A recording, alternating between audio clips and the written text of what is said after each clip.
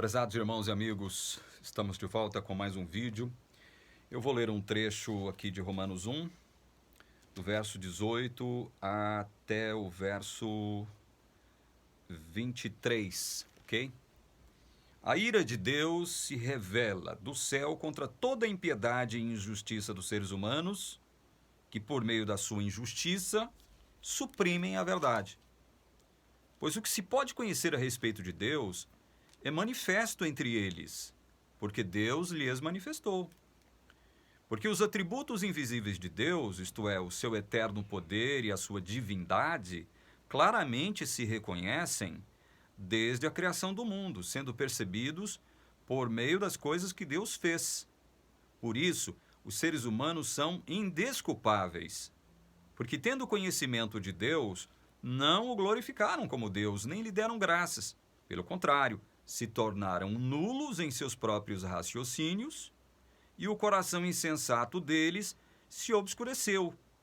Dizendo que eram sábios, se tornaram tolos, e trocaram a glória do Deus incorruptível por imagens semelhantes ao ser humano corruptível, às aves, aos quadrúpedes e aos répteis. Esse texto é chocante porque, primeiro, como eu disse no vídeo anterior, Paulo afirma categoricamente: a ira de Deus se revela do céu contra toda a impiedade e injustiça dos seres humanos, que por meio da sua injustiça suprimem a verdade. E aí Paulo explica como é que eles fazem isso. Essa supressão da verdade por parte da impiedade do mundo.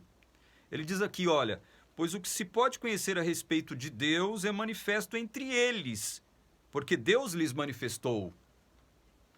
Interessante isso. O que se pode conhecer a respeito de Deus é manifesto entre eles. Eles quem? Entre os ímpios, que suprimem a verdade com a sua injustiça. Mas Deus não deixou nem os ímpios sem uma manifestação do seu poder, da sua glória, uma manifestação de si mesmo. Paulo deixa claro isso aqui. Mas como Deus fez isso? Aí Paulo diz no verso 20, porque os atributos invisíveis de Deus, isto é, seu eterno poder e a sua divindade, claramente se reconhecem desde a criação do mundo, sendo percebido por meio das coisas que Deus fez. Por isso os seres humanos são indesculpáveis. Isso aqui é muito amplo, muito profundo.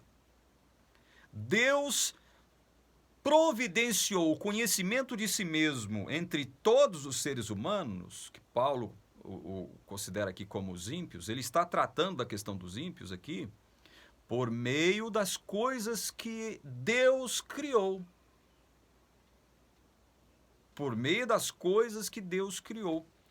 E a gente poderia aqui tentar fazer um raciocínio a respeito disso. Por exemplo, que tipo de coisa que Deus criou que nos transmite a ideia, o conhecimento de que há um Deus por trás de tudo? E agora, veja bem, eu nem fiz referência ainda a algo que os cientistas criacionistas assumiram, que é a questão do design inteligente. Muitos cientistas estão abandonando a teoria de que tudo que existe ou passou a existir a partir de um Big Bang. Muitos ainda vão além, diz o seguinte, olha, foi sim através de um Big Bang, mas houve alguém por trás do Big Bang. E por que isso?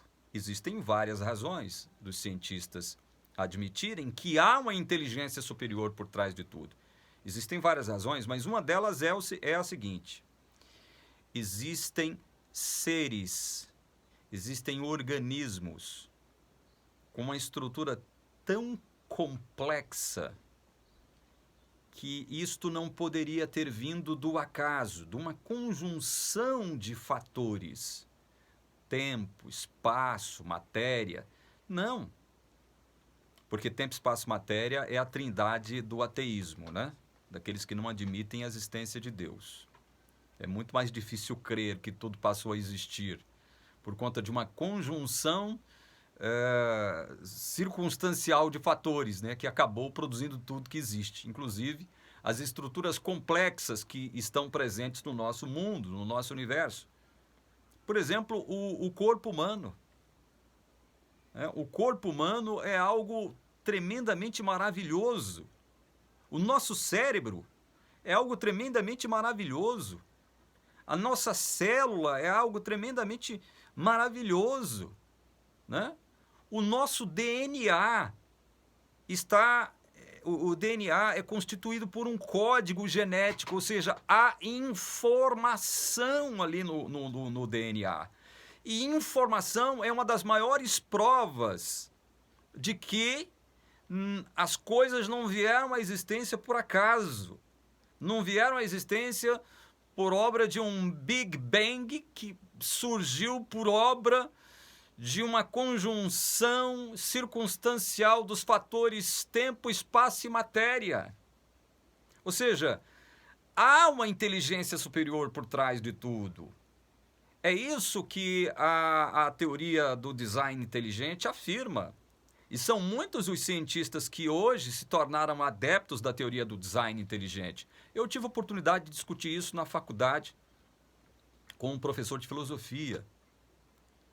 E ele, por incrível que pareça, admitiu crer na teoria do design inteligente. Não é? Então Deus, olha só o que Paulo está falando, que os seres humanos, os ímpios, são indesculpáveis por quê? Porque Deus se manifestou a eles. Através de quê? Através das coisas criadas. Agora tem um detalhe, hein?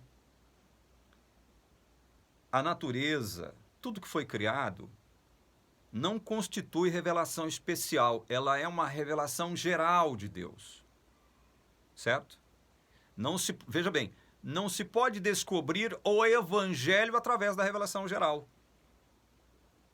O Evangelho, ele só é revelado, ele só é manifestado, como diz Paulo aqui nos versículos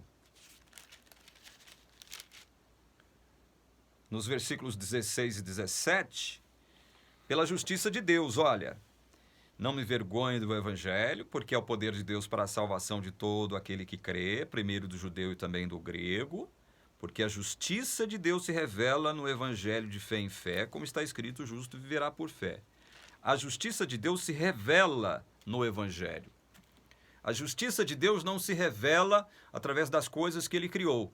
As coisas que Deus criou e que servem de testemunho de sua existência, que é o que Paulo está dizendo aqui, elas nos revelam que há um Criador, que há uma inteligência superior, há um ser superior a tudo e a todos por trás de tudo que existe.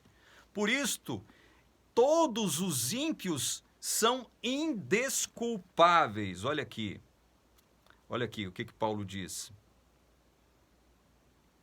Porque os atributos invisíveis de Deus, verso 20, tá? Romanos 1, 20. Porque os atributos invisíveis de Deus, isto é, o seu eterno poder e a sua divindade, claramente se reconhecem desde a criação do mundo, sendo percebidos por meio das coisas que Deus fez.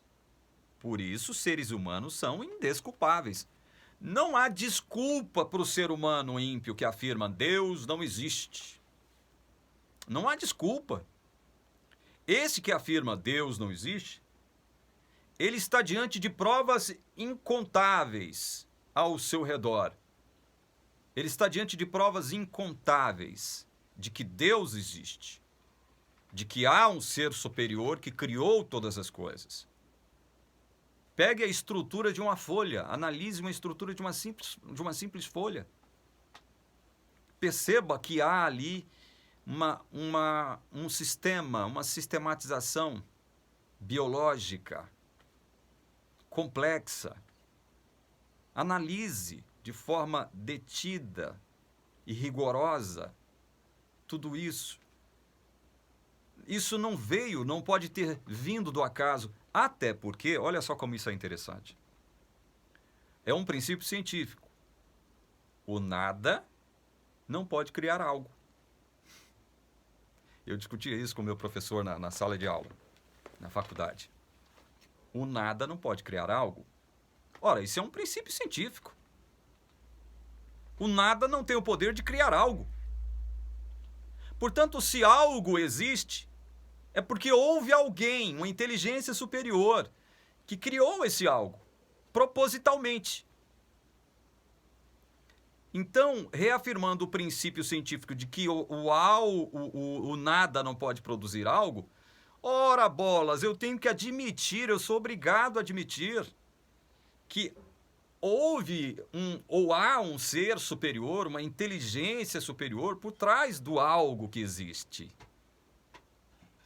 Daí entra a teoria do design inteligente, que os cientistas ateístas insistem em dizer que isso é religião, que isso não tem nada a ver com ciência. Mas eles admitem que o nada não pode criar algo. Se o nada não pode criar algo, então esse algo que existe, eles não podem negar o algo. Algo existe, não é? Basicamente é isso que Paulo está discutindo aqui. Algo existe.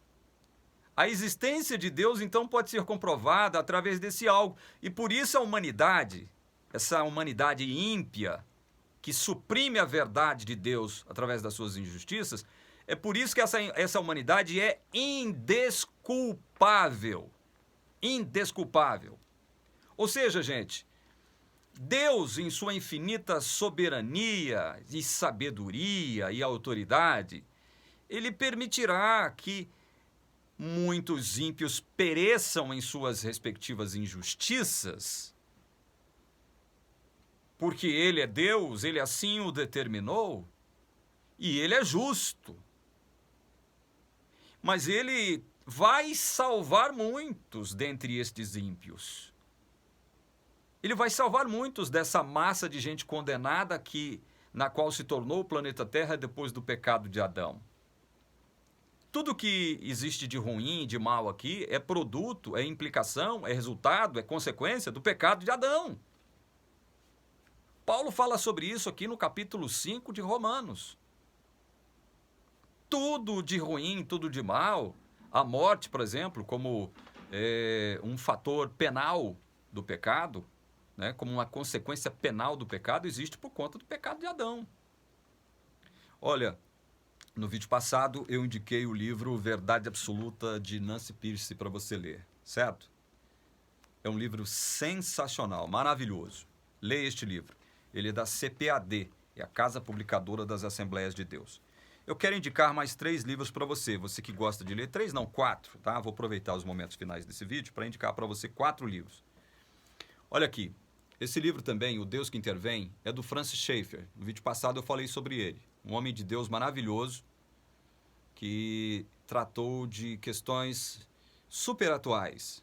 Questões como essas que nós estamos discutindo agora, tá? Como provar que Deus é a verdade absoluta? Como participar de um debate de forma inteligente e evocando princípios científicos? Não é questão de religião. Tipo assim, religião é assunto para outro ambiente, outra circunstância, né? Tipo assim, coisas do andar de cima não pertencem ao andar de baixo e eles não se comunicam. Francis Schaeffer vai mostrar que não é bem assim. Lê esse livro, Deus que Intervém. Lê esse livro também, O Deus que se Revela, do mesmo Francis Schaeffer. E o outro livro maravilhoso de Francis Schaeffer, A Verdadeira Espiritualidade. São 3 livros maravilhosos e indispensáveis na estante de todo aquele que quer compreender a realidade do mundo atual e saber discutir o mundo atual conforme a Bíblia. Outro livro que me ajudou a entender muito a questão do relativismo moral no qual nós estamos inseridos é esse livro aqui, ó. Pós-Modernismo, do Stanley J. Grenz, um guia para entender a filosofia do nosso tempo. Sensacional esse livro, sensacional.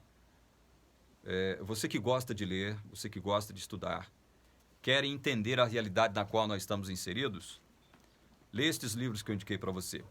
No próximo vídeo eu quero indicar um outro livro que servirá para mostrar para você como é que as coisas no Brasil chegaram aonde chegaram e por que chegaram, tá? No próximo vídeo eu vou indicar um livro sensacional para você. Um livro que me tirou da imaturidade política e social, tá bom? Nós vamos voltar a discutir no próximo vídeo o capítulo 1 de Romanos a partir do versículo 18. Vamos continuar essa discussão, tá bom? Que Deus abençoe você, que Deus te guarde, que Deus te livre do mal, em nome de Jesus. Amém.